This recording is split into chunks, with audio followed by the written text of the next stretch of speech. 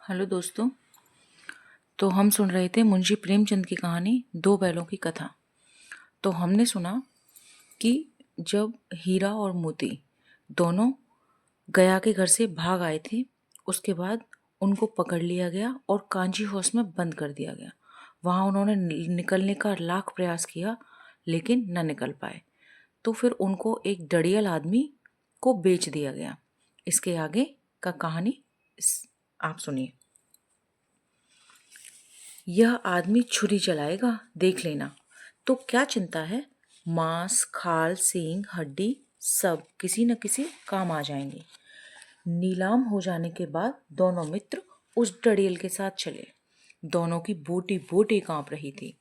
बेचारे पांव तक न हिला सकते थे, पर भय के मारे गिरते पड़ते भागे जाते थे, क्योंकि वह जरा सी चाल धीमी होने पर जोर से डंडा जमा देता था।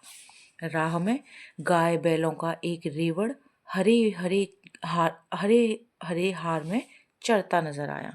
सभी जानवर प्रसन्न थे, चिकने चपल, कोई उछलता था, कोई आनंद से बैठा पागुर करता था।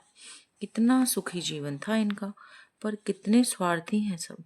किसी को चिंता नहीं कि उनके दो भाई बदिक के हाथ पड़े कैसे दुखी हैं। सहसा दोनों को ऐसा मालूम हुआ कि यह परिचित राह है। हाँ, इसी रास्ते से गया उन्हें ले गया था। वही खेत, वही बाग, वही गांव मिलने लगे। प्रतिक्षण उनकी चाल तेज होने लगी।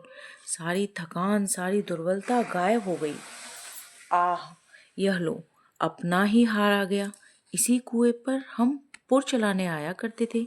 यही कुआं है। मोती ने कहा, हमारा घर नगीच आ गया है।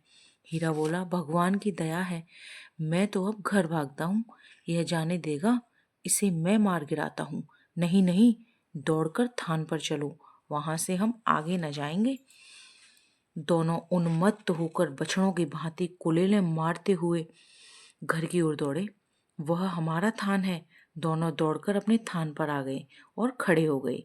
दड़ियल भी पीछे पीछे दौड़ा चला आता था। झूरी द्वार पर बैठा धूप खा रहा था। बैलों को देखते ही दौड़ा और उन्हें बारी बारी से गले लगाने लगा।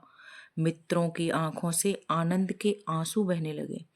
एक झूरी का हाथ चाट रहा था। दड़ियल ने जाकर बैलों की रस्सियां पकड़ ली। झूरी ने कहा, मेरे बैल हैं। तुम्हारे बैल कैसे? मैं मवेशी खाने से नीलाम लिए आता हूँ। मैं तो समझा हूँ चुराई लिए आते हो। चुपके से चले जाओ, मेरे बैल हैं। मैं बेचूंगा तो बिकेंगे, किसी और को मेरे नीलाम करने का क्या अख्तियार है? जाकर थाने में रपट कर दूंगा। मेरे बैल हैं। इसका सबूत यह है कि ये मेरे द्वार पर खड़े हैं। दड़ियल झल्लाकर बैलों को जबरदस्ती पकड़ ले जाने के लिए बढ़ा। उसी वक्त मोती ने सींग चलाया। दड़ियल पीछे हटा। मोती ने पीछा किया। दड़ियल भागा। मोती पीछे दौड़ा। गांव के बाहर निकल जाने पर वह रुका, पर खड़ा दड़ियल का रास्ता देख रहा था।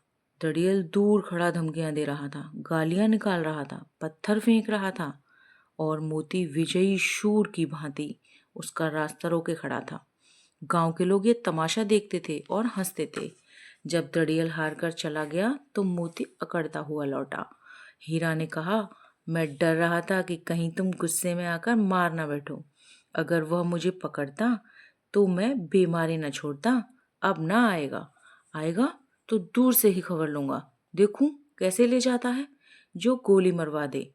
मर जाऊंगा पर इसके काम तो ना आऊंगा।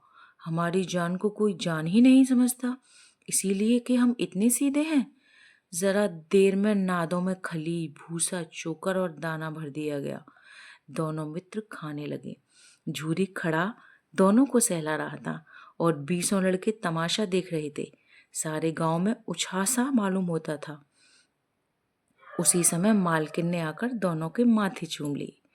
तो दोस्तों, कहानी खत्म होती है, और ये कहानी आपको कैसी लगी आप लोग कमेंट करके बताइए। Thank you.